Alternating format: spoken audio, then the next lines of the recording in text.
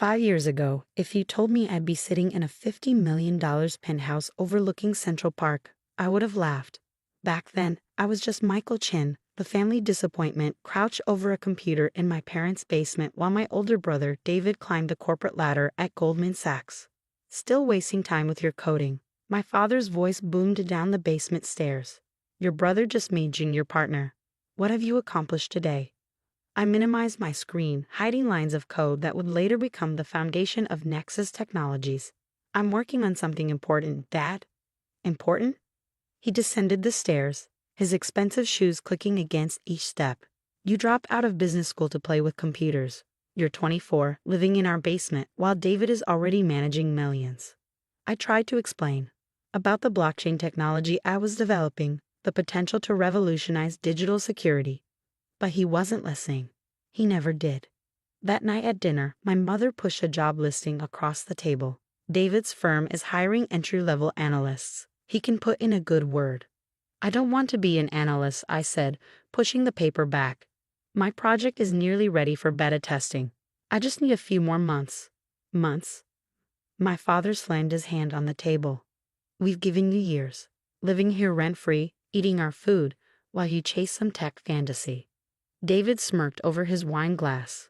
Not everyone can handle the real business world, Dad. Some people prefer to hide behind screens. I gripped my fork tighter, remembering the nights I'd helped David with his college math homework, explained basic programming concepts he couldn't grasp. Now he was the golden child, and I was the failure. Michael, my mother's voice turned pleading, be reasonable. You had such promise. Your MBA was paid for. The connections we built for you. I don't want connections. The words burst out louder than intended. I want to build something that matters. My security protocol could protect millions of people's data. Enough. My father stood up, his face red. I've had enough of this nonsense. Either you take the analyst position or you get out. No more free rides. The silence that followed felt eternal. I looked at my mother, hoping for support, but she just stared at her plate. David's smug expression said everything. He'd been waiting for this moment. Fine, I said quietly, standing up. I'll leave. Don't be dramatic, my mother started, but I was already heading to the basement. I had prepared for this possibility. My laptop, external drives, and essential belongings were packed within an hour. Years of work, countless lines of code, and an idea I knew would change everything. All fitted into one backpack and a small suitcase. You're really leaving? David leaned against the front door, watching me pack my car. Over some computer program.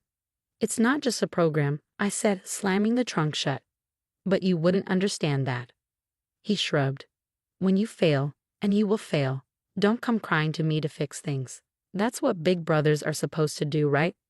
I got into my car without responding. Through the rearview mirror, I saw my parents watching from the window, probably already regretting their ultimatum. But it was too late.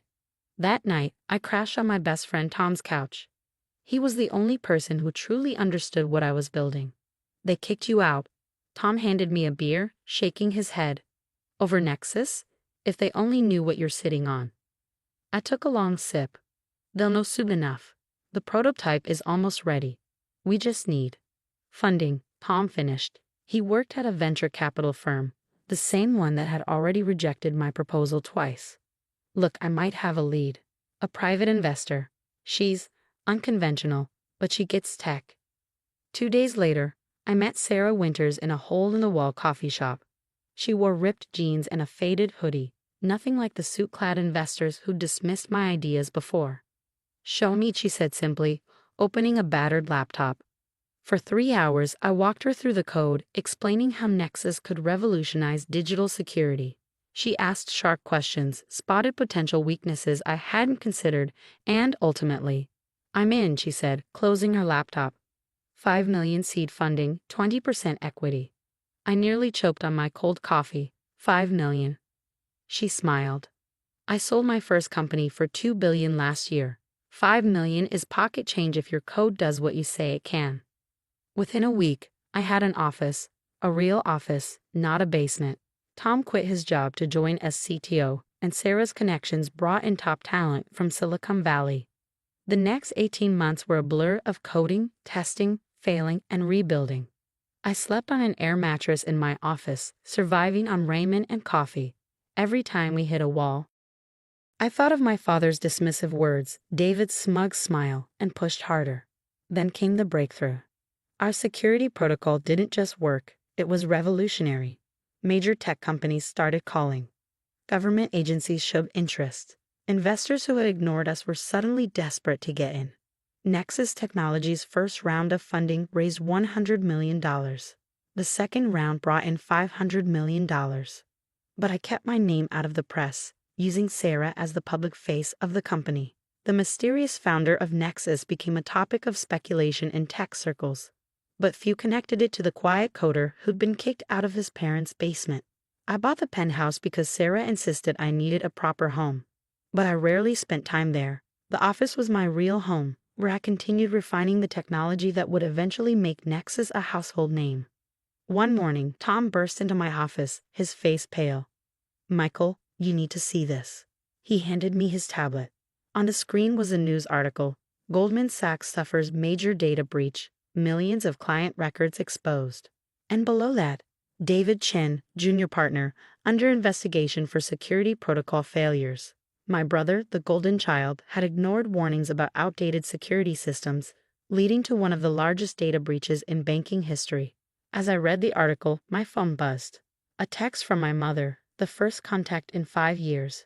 "David's in trouble. Please come home. We need to talk." I leaned back in my chair, looking out at the Manhattan skyline. Tomorrow, Nexus Technologies would announce its revolutionary security protocol, already secretly acquired by major banks, except Goldman Sachs, who had refused to meet with us, thanks to my brother's influence. Tomorrow, the world would learn that the mysterious founder of Nexus Technologies, now valued at over $20 billion, was the same useless son who'd been kicked out for playing with computers. I picked up my phone and typed a simple response. "I'll be there." The familiar street looked smaller than I remembered. My Tesla quietly pulled up to the house where I'd spent 24 years of my life, its pristine exterior masking the turmoil inside. Tom's voice came through my earpiece. "The press release is ready. Should we hold it?" "No," I said, watching my father pace behind the living room window. "Release it at 9 a.m. as planned. They should know before the rest of the world does." I straightened my casual black sweater, worth more than my father's car, but deliberately understated, and walked to the door.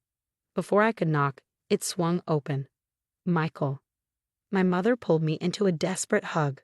"Thank goodness you're here. David, he's in the study with your father. It's terrible." I followed her inside, knowing how little had changed. The same family photos lined the walls. David's graduations, promotions, achievements. My academic awards were conspicuously absent, relegated to storage years ago. In the study, David sat slumped in our father's leather chair, his perfect suit wrinkled, his arrogant smile replaced by dark circles under his eyes. Father stood by the window, looking older than his 60 years. "Little brother," David attempted his usual condescending tone, but it fell flat. "Come to witness the family crisis." I took a seat across from him. "I heard about the data breach. 12 million client records exposed. That's significant." "It's a nightmare," my father interjected. "The regulatory fines alone could bankrupt us. David's career, our family's reputation." My phone buzzed. A message from Sarah. "CNBC wants an interview of the Nexus announcement. Still no." I typed a quick no comment and looked up at my family. There might be a solution. David leaned forward. "Money? Do you have money, Michael? I know you've been doing some tech work." "Some tech work," I repeated softly. "Yes, you could say that." My father sighed heavily. "Michael, if you can't help substantially, we need to focus on real solutions. Perhaps if you'd stayed in business school, built proper connections."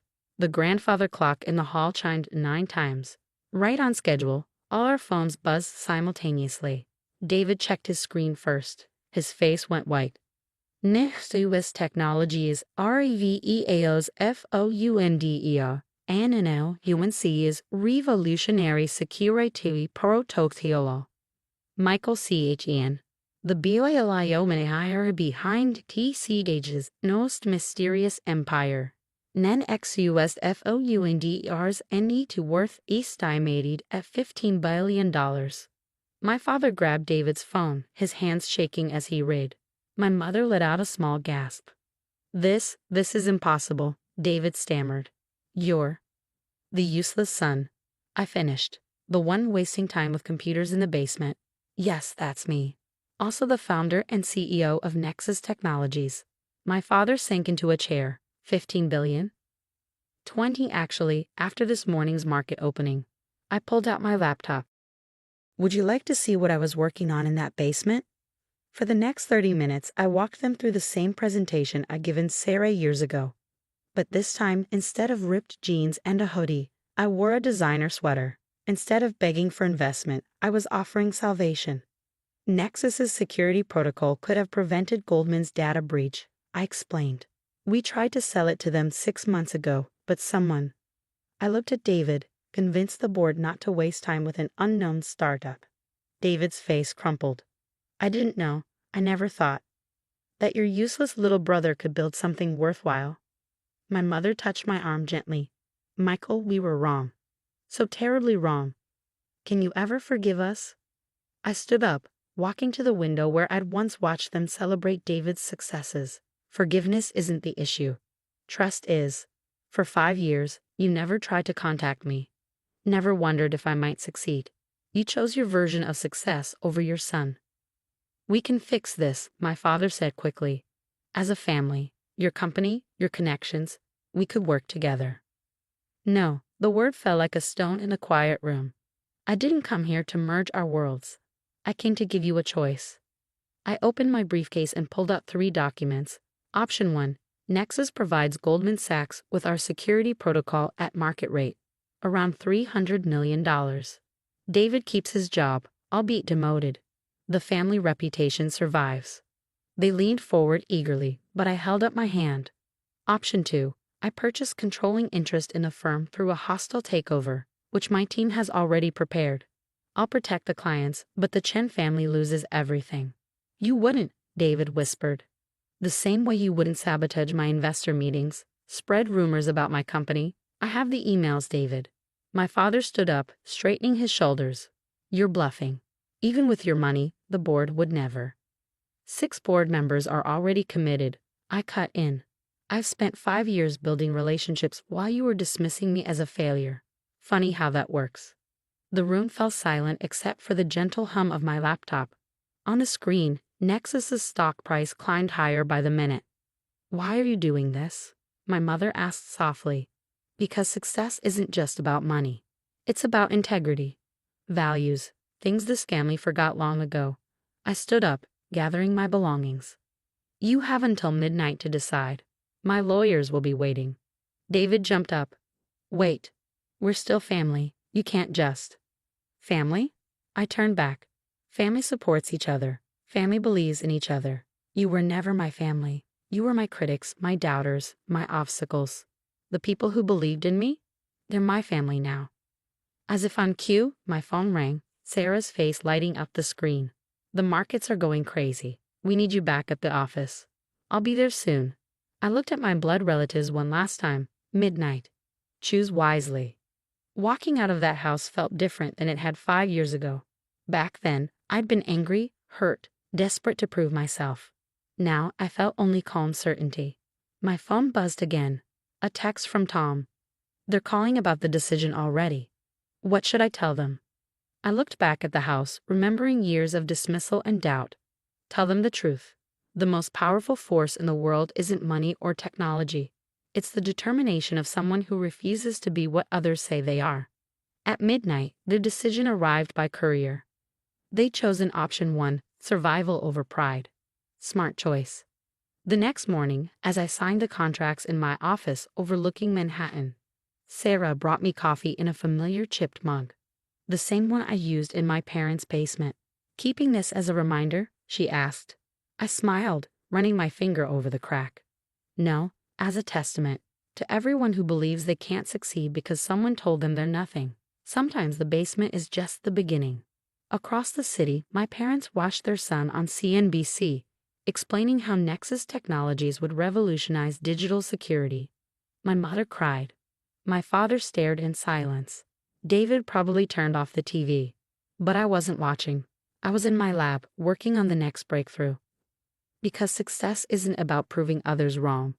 It's about proving yourself right, day after day, line of code by line of code, until your work speaks louder than any doubt ever could. The basement kid they kicked out now commanded an empire. But more importantly, he'd built something that mattered. And that was worth more than all the billions in the world.